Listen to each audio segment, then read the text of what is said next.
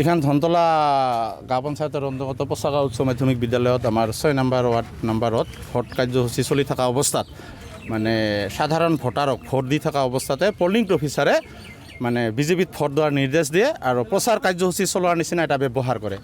এইখিনি ব্যৱহাৰত ৰাইজে ক্ষুব্ধ হৈয়া মানে প্ৰশাসন বিভাগৰ ওচৰত আবেদন জনায় যে আমাৰ নিৰ্বাচন কাৰ্যসূচী বন্ধ ৰাখিব লাগে, এই সিস্টেমটা বন্ধ ৰাখিব লাগে, এই অফিচাৰজনক ইয়াৰ পৰা আঁতৰাই দিব লাগে আৰু আমাক উপযুক্ত বিচাৰ লাগে কিয় এনেকা হ'ল বুলি।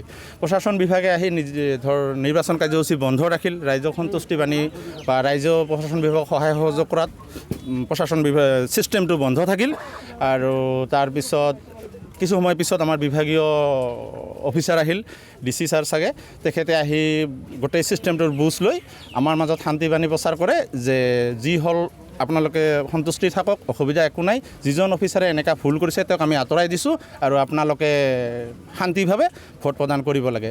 তো গোটেই মানে উপস্থিত ৰাইজে ডিসি ছাৰক সন্মতি জনাই আৰু শান্তিভাৱে ভোট প্ৰদানৰ সিদ্ধান্ত লৈছে। ইমানেই। ভোট আপোনালোকৰ স্থগিত থকাৰ সময়ে 20 মিনিটৰ পৰা আধা ঘণ্টা মানে 20 মিনিটৰ পৰা 30 মিনিটমান বন্ধ হৈ আছিল।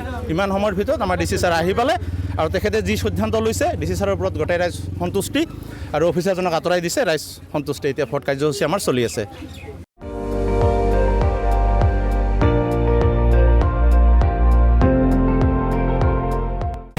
আপুনি চাই আছে ND24, সৰ্বশ্ৰেষ্ঠ নহয় সৰ্বোত্তমৰ দৌৰ।